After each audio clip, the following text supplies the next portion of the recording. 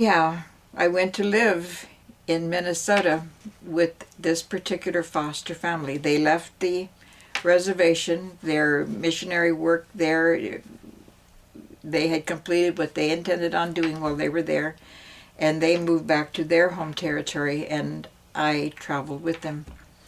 And now I'm enrolled in an all-white school. I believe that there was one Indian family in that small town. And other than them and me, that was the extent of Indians in that particular area. Nice town, nice people. I lived with foster parents who were very, very religious. They were fundamentalists.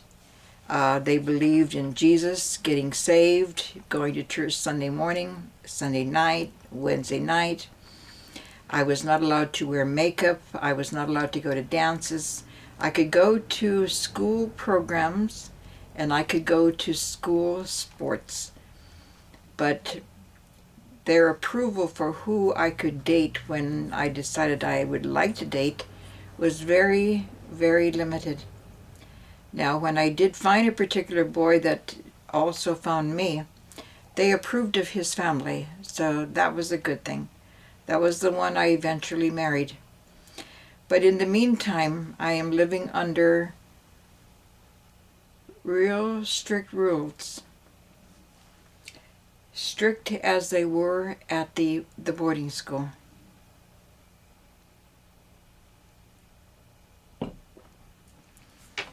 Now, I didn't talk to them about what my stepfather had done. I didn't talk to them about him trying to kill me. I didn't talk to them about what he had done when I was 5 and 6 and 7 years old. I didn't talk to anybody about that. The police officer and then the other police officer that I spoke to about my stepfather trying to kill me, those were the only 2 times I had conversations with anybody about my stepfather's actions towards me. So now I am in high school and I still have not spoken of my life to anyone. So I went through 2 years in this small town going to their regular public high school. And then they decided that it might benefit me to go to a Christian high school, a boarding school.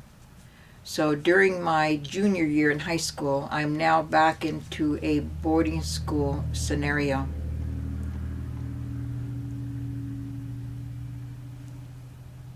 Now, there's a lot of things that go on in the mind of any human being, much less a child, much less a teenager.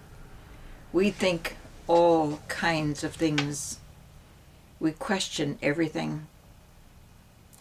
And I am at a point in my life where I see no out. I see no future. You know, everything is about Jesus saves and Jesus saves and Jesus saves. Everything is about the Bible. Either people believe or people don't believe. Periodically I would hear about the fact of my mother and her behavior. Now, I grew up as a child Catholic, and I grew up as a child as Native. You know, I went to the sun dances. I knew about Native ways. I knew about spirit. I knew about the things that my mother believed, along with the few things she shared that had to do with being Catholic. When I went to the Indian boarding school, I learned a lot about being Catholic because every single week we had catechism. We had nuns that came to the school. Nuns gave us instruction. I went to a Catholic church. I would walk there on a Sunday morning. If you didn't have any negative, what they called demerits, and you had the privilege of going into the town, then you could go to church on your own. And I could do that. I was, like I said, a compliant child. If something had to be done, I did it. I didn't give any back talk. I didn't shirk my responsibility. I did what needed to be done. So sometimes I would go to church, the Catholic church. Sometimes I would go to confession on a Saturday afternoon so that I could take communion on a Sunday. I had gone through, communion as a Catholic child, where you take instruction and you are welcomed into the church. I had done that, so I could take communion. And sometimes I lied about sins because I didn't have any sins to confess.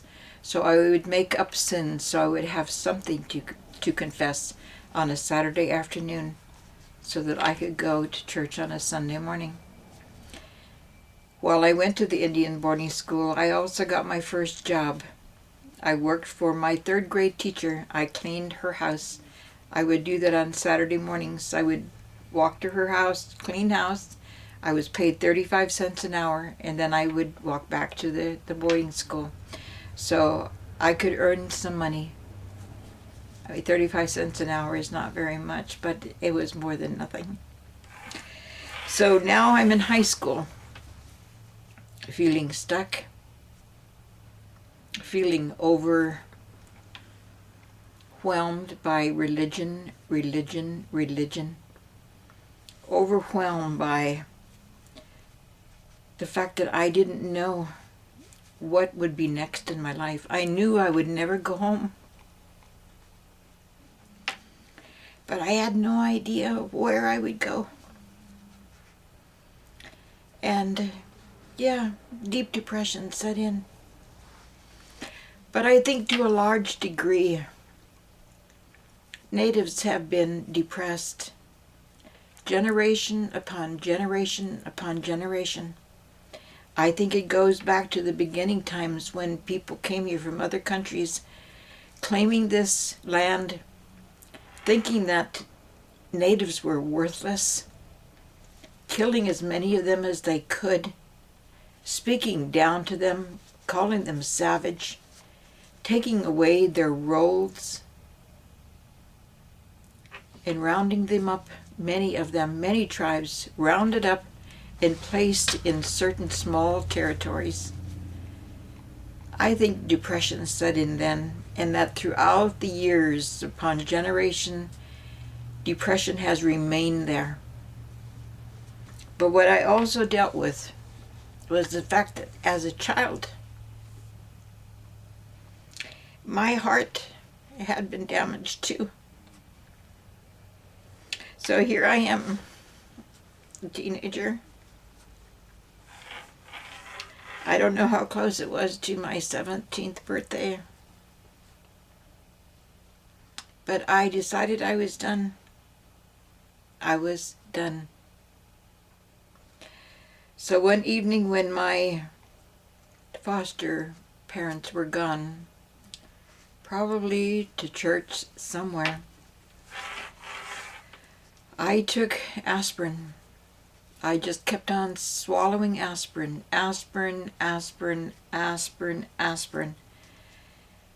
till I had taken all the aspirin that were in the bottle. I was ready to check out. I was done. I went to bed and fell asleep. I was at peace with myself. I didn't call anyone to say, oh my, guess what I just did? No, I didn't do that. I had no need to speak to anyone. I was my own person. I went to bed, and in the night I woke up, and I laid there being somewhat surprised that I was there. And I moved, and as I moved, I could hear no sound. So I moved my legs, I moved my arms. There was no rustling of the sheets. There was no sound. It was like the world had just ceased to make sounds. So I assumed that I was dying, but that I had not completed the job. So I turned over and decided that I needed to go back to sleep so my body could finish the process of dying.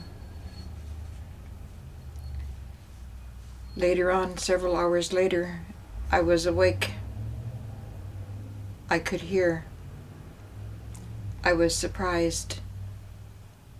It's like, why didn't I die? I was ready. So now I had to figure out what was I going to do, because I had not managed to end my life.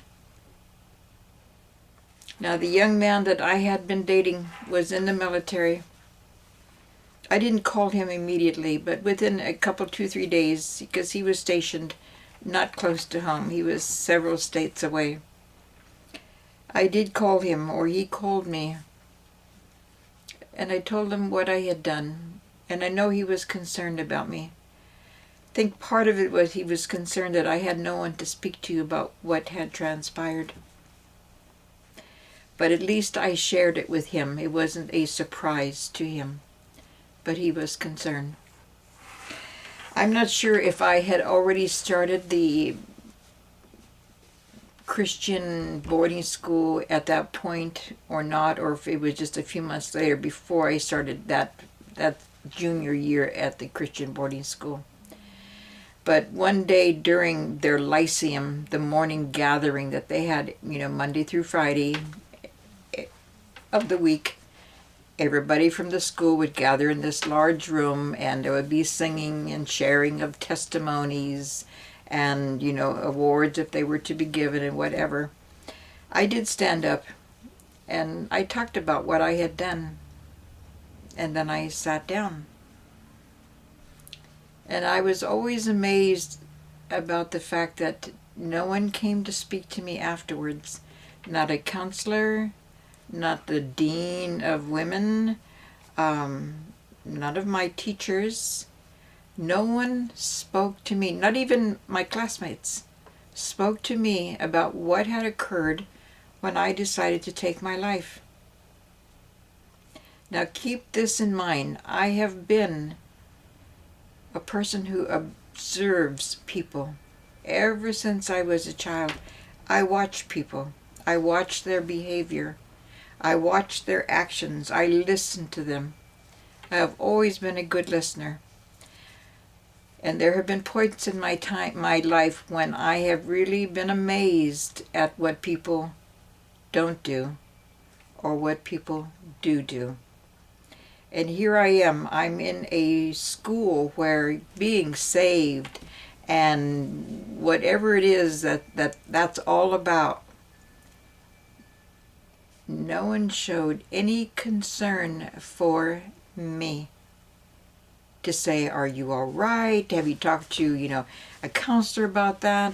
Did you talk to your foster parents about that? And nobody.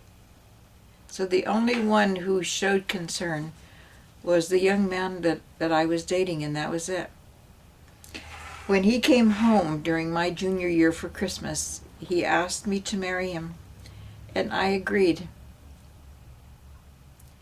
I agreed for 2 reasons. I did care for him.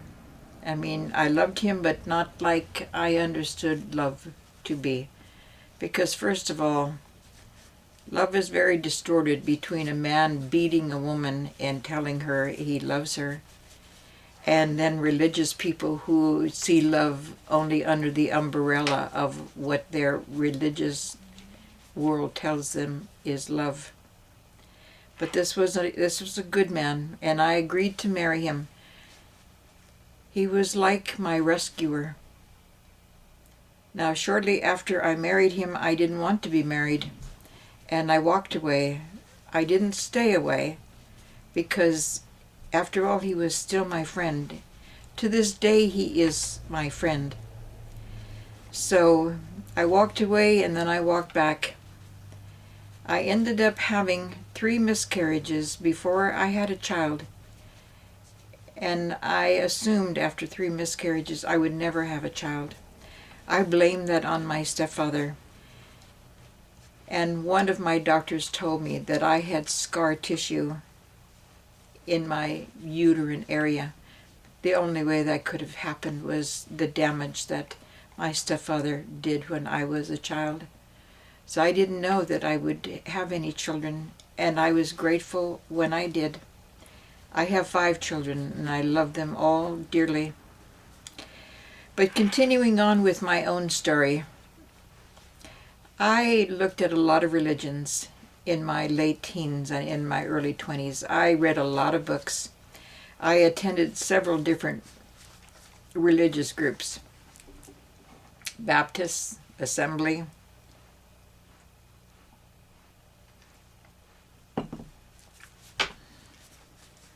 I read the Book of Mormon. I took time. It took me a year to read the whole Bible. I read it like 3 chapters at a time or more. It's not a book that you sit down and you just go from cover to cover and you're done.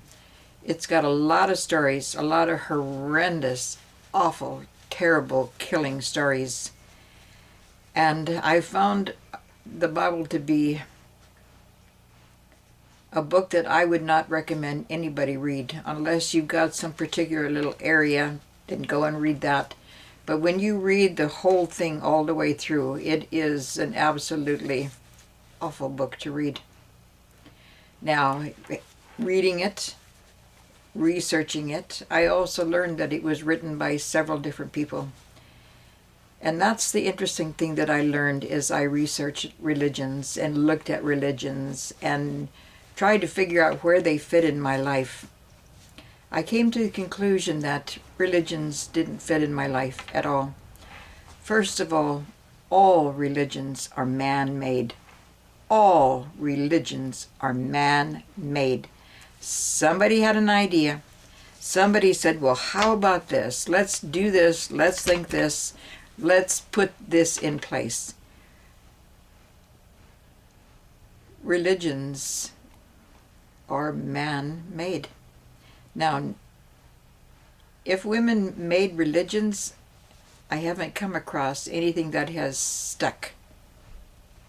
Almost all religions that are practiced, it is a man who is involved in producing that particular thought, that particular action. These are the rules. These are the things you have to do. I don't care what country you live in. I don't care what culture you are from.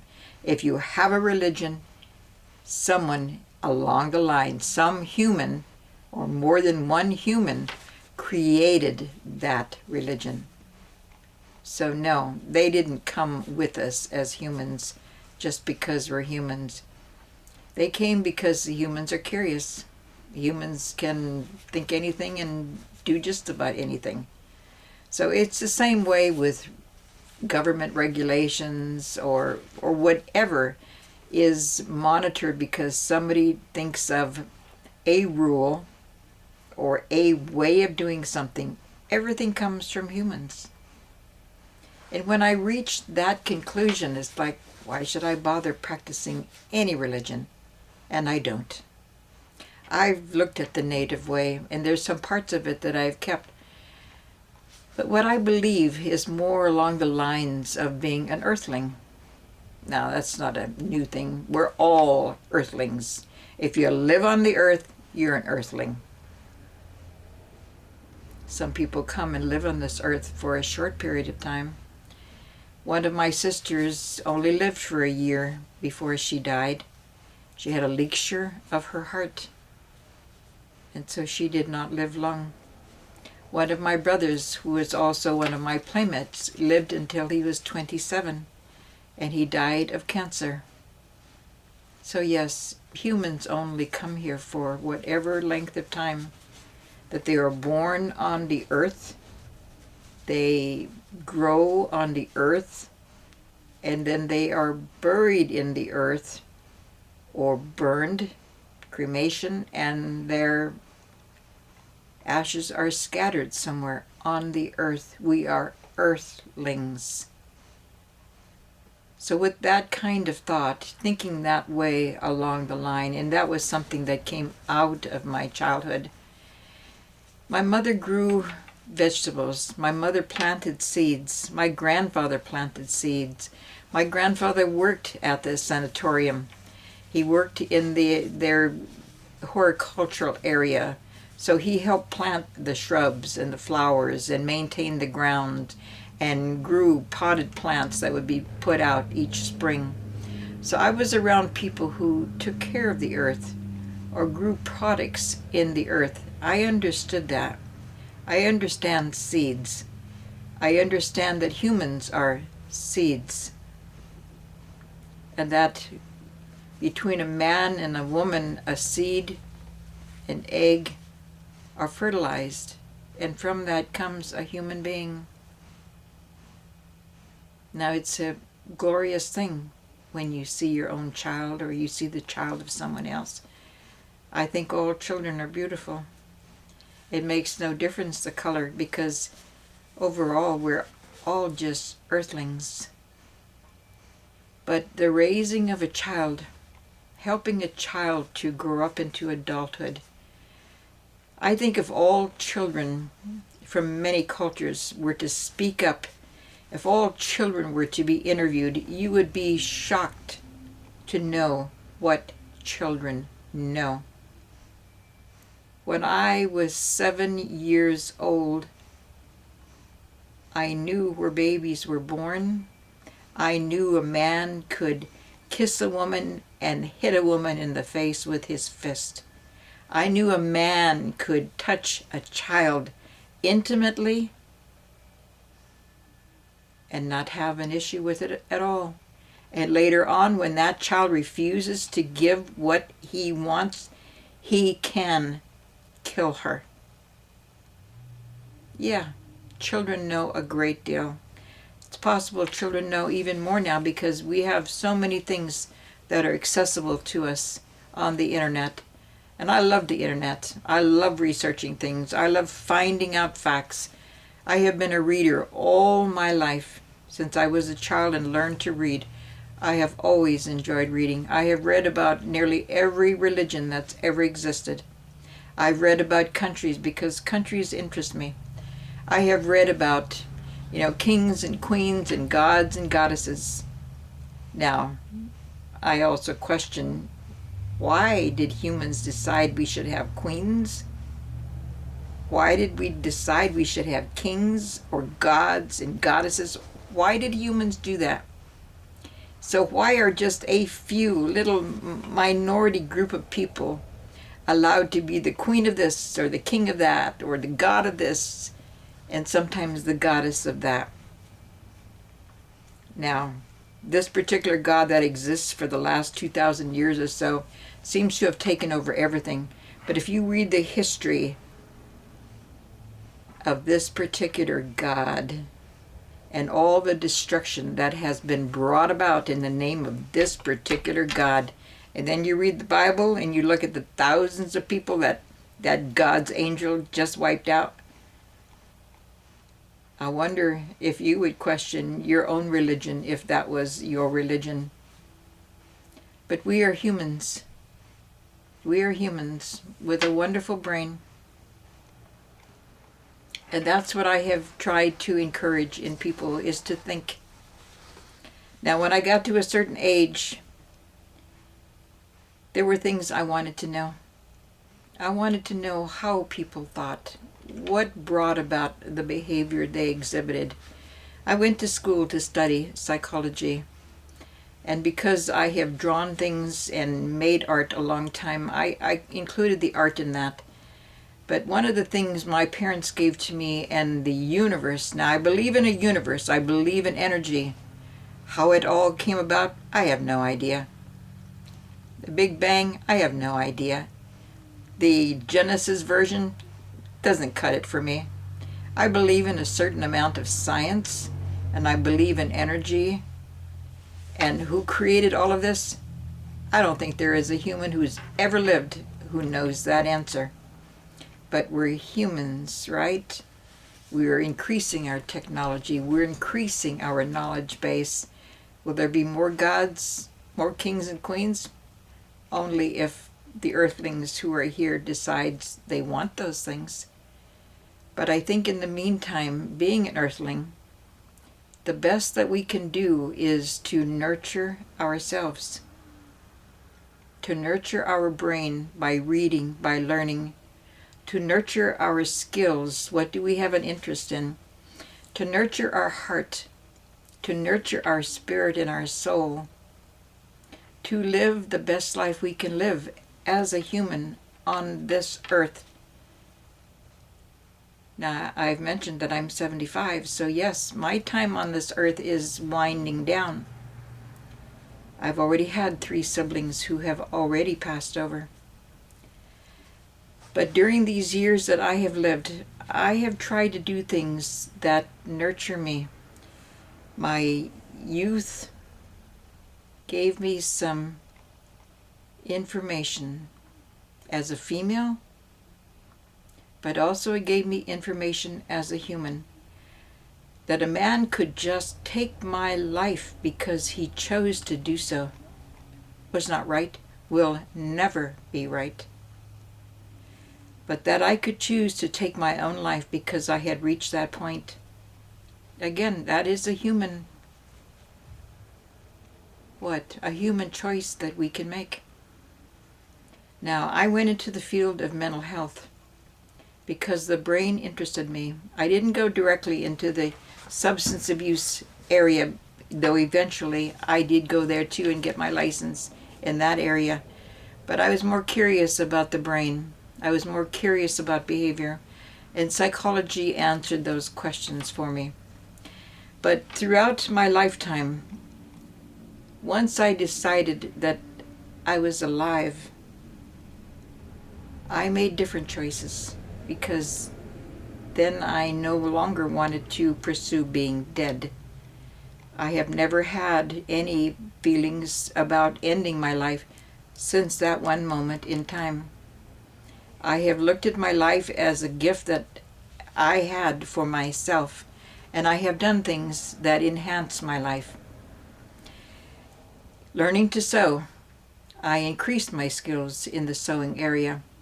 I had a teacher in the 8th grade, an African American woman who was teaching at my little small town, and I was taking a home ec class. She saw that I already had skills, so she taught me way beyond most of the kids in that class. She taught me how to make a suit, how to do the inner lining, the facing, how to put in buttonholes, all the tailoring that you would do in making a suit. So as an 8th grader, I learned my skills just increased tremendously. Years later, I worked in a costume company and did even more when it came to fancy fabrics and interesting costumes. In fact, some of the dresses that I made were made during the era of Ronald Reagan, so at least 4 of the dresses I made for a particular ball that they had in California, they won awards. They were my work. But along with that, I also did other things. When I was first married, I took classes in being a model.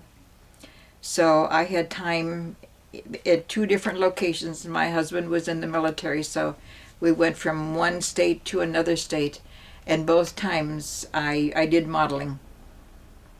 Now, I didn't do like the Vogue magazine type of modeling. I modeled for what they call ramp modeling, and I did skits for, advertisement and that kind of thing. But it boosted my ego. I enjoyed it. The first modeling job I had, I worked for an art school. So I would go to the art location and I would stand in front of a crowd of students, and they would draw all parts of me. Not nude. I did have a bikini on, but that was a fun experience. You have to remain very still while people draw parts of you. They give you breaks, but also students need to learn how to draw figures. Now, my own drawing experience in drawing figures, my stepfather taught me that. When I was 5 and 6 and 7 years old, he would draw figures of women. He would have me sit next to him at the dining room table, the kitchen table, and he would draw these figures, their arms, their legs, their breasts, their everything. And I would watch him. He enjoyed doing that with me, watching him. But knowing later the sexualness of my stepfather, I understood later why it pleased him to be able to draw those figures with me there. When I was a child, I could draw those figures too, and that's how I made my paper dolls. I still draw the human figure. The human figure is a beautiful figure, and as an artist, I have drawn many, many people over the years. So I went from modeling to wanting to have more of an education, wanting to learn more about how the mind works, maybe to get a better understanding of my own history, my own experience as a child. What I learned in the process of studying, but also in working with mental health, working with people who had HIV and AIDS, working with people with substance abuse, and then also studying my own culture, being Native, me being a mixed blood. The number of women who are sexually assaulted by men is just horrendous. And on top of that, it is even more so in the Native communities. Now, I've wondered about those numbers. Is it because of the depression that has been generational? Is that what prompts that kind of vengeance and that kind of harm on Native women? I don't know. My mother was beaten many times and probably raped many times as well. So yes, this is something that has to change. We're all here on this earth for a brief period of time. What is 75 years compared to thousands and thousands and thousands? I don't know how people want to be remembered when their time ends. Do they want to be remembered as a wife beater, a girlfriend raper? Do they want to be known as a pedophile? Do they want to be known as somebody who molests boys? The numbers are awful. They're absolutely sad. And then you look at suicide. A lot of people take their life. They do, for all kinds of reasons. When I worked in mental health, I knew people who attempted and also some who succeeded in killing themselves. Again, those numbers are high on the reservations. I don't know how the reservations are dealing with it. I do know how the mental health services is dealing with it. But it is sad. It is sad that we as humans, having lived on this earth for so many years, that there are parts of us that have never evolved to a higher level of thinking and behaving. That's not right. That's not right. Yes, I survived my childhood. Yes, I went on eventually in my 30s. I forgave my mother. Not because she needed forgiving. She never asked for it. But what I saw in my mother was her own life. I came to understand what she had lived through. As a woman, as a Native woman, as a woman raising several children, as a woman who struggled with alcohol for so many years. Now, in her older years, no, she was not alcoholic in her older years. My mother stabilized her life, stabilized her home environment, and did everything she could for her children. My brother and I, my brother who left with me to go to the Indian boarding school, he finished out all his years in the boarding system and then went on into the military. Went on to get his degree, his master's degree, and just retired recently with 43 years of teaching at the university where he went. But he and I would go to visit our mother every year for Mother's Day for the last 15 years of her life. She looked forward to us coming to spending that time with her, not because she had been a good mother, not because she had protected us from harm, not because of anything other than the fact that through her, he and I existed. Every human comes into their humanness through the coming together of two people. Whether those two people love each other, whether it's by accident that seed is planted, whether it's planted because somebody has raped someone else. Every human comes through a man being with a woman and a woman carrying that seed for the amount of months that need to happen for that human to be born into this world. Now, there's issues around, women's right to choose. Yes, women have the right to choose. And when men reach a point where they're no longer raping us, killing us, and trying to take what isn't being readily given to them, maybe we'll look differently about the children we bring into the world. But until you are a mother and you are raising a child and you are having to meet that child's needs on your own, then I don't think men have a lot that they can say. Men have a lot to say about wanting sex, sex, sex. Now, I've been single for many, many years, and I've been a part of the dating scene, and I'm truly appalled at the type of man that is out there just wanting to get a fix. It's like they have lost their manners. They have lost their chivalryness. It's like they hardly care about us. And I'm sorry, but they don't seem to care about what they produce as well. They move on. Next woman, next place, next job. It's like there are a portion of people who have become subhuman. Our world is not going to survive that way. It is not. I don't know the statistics right now because I've been retired for a long time now. But the statistics of children taking their own lives was increasing when I was still working. And that may be so. I'm not going to quote you any figures. I do know that the most vulnerable person when it comes to suicide used to be the older white male. I don't know if that's still true. I haven't looked at the statistics. It's not an issue, it's just the way it is. I'm an empath. People's sorrows affect me.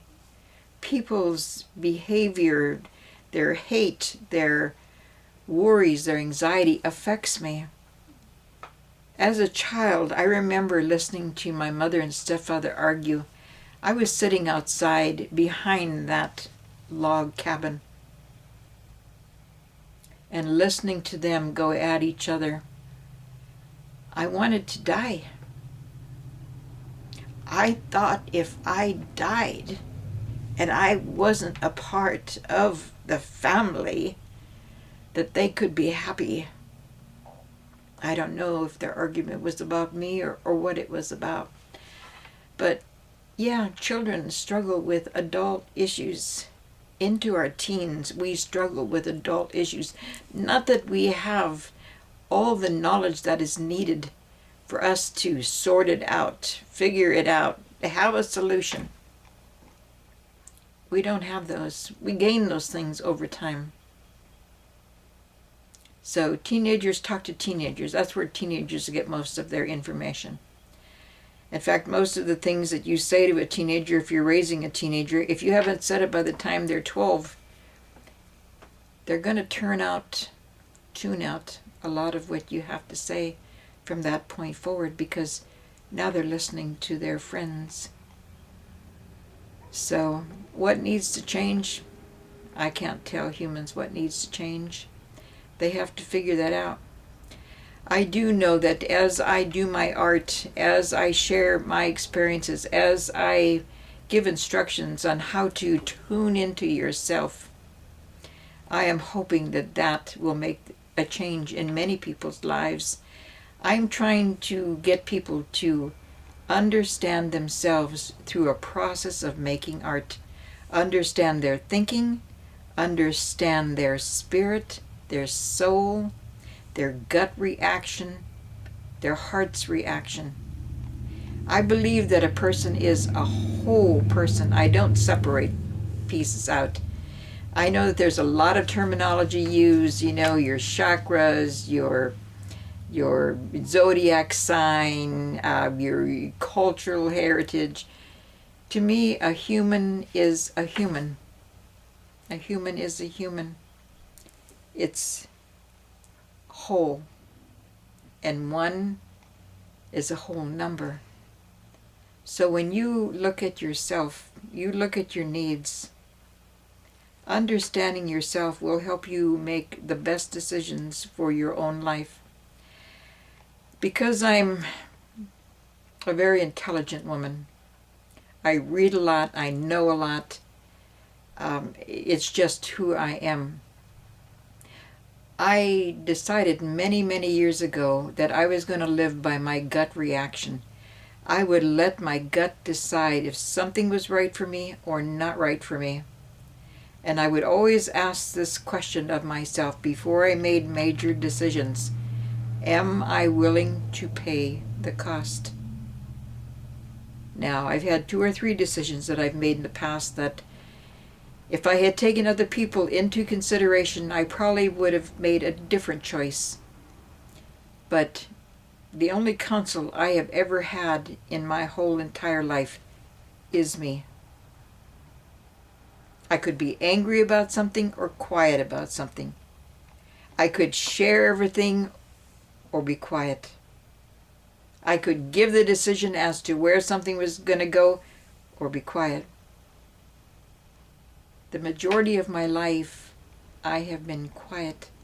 I listen and listen and listen.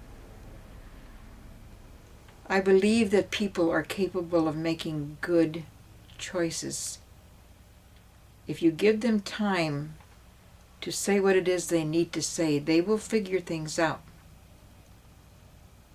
If I were to say anything good about any religion at all, it would be this: that it helps a group of people to come together and hopefully make some good rules that will help them get along with each other and get along with other people. Now, when people get all hung up about the color of the skin or the religion or the politics, then people have a hard time making really good decisions. But when we look at people as being human, that everybody hurts, everybody cries, everybody feels alone, everybody hopes to have someone to love and someone they can love, someone to love them. Children hope for that all the time. We are not tough. Yeah, we have football players. Yeah, we have people that do amazing things, climb a mountain, go down in the depths of the ocean. But when you think about humans, none of us are tough. We're fragile. We're prone to diseases. We're prone to harming ourselves and others emotionally, psychologically, physically, mentally. Maybe someday we will get to be stronger as humans. I hope so. But yeah, there's new religions being formed. Maybe there'll be new political systems being formed too.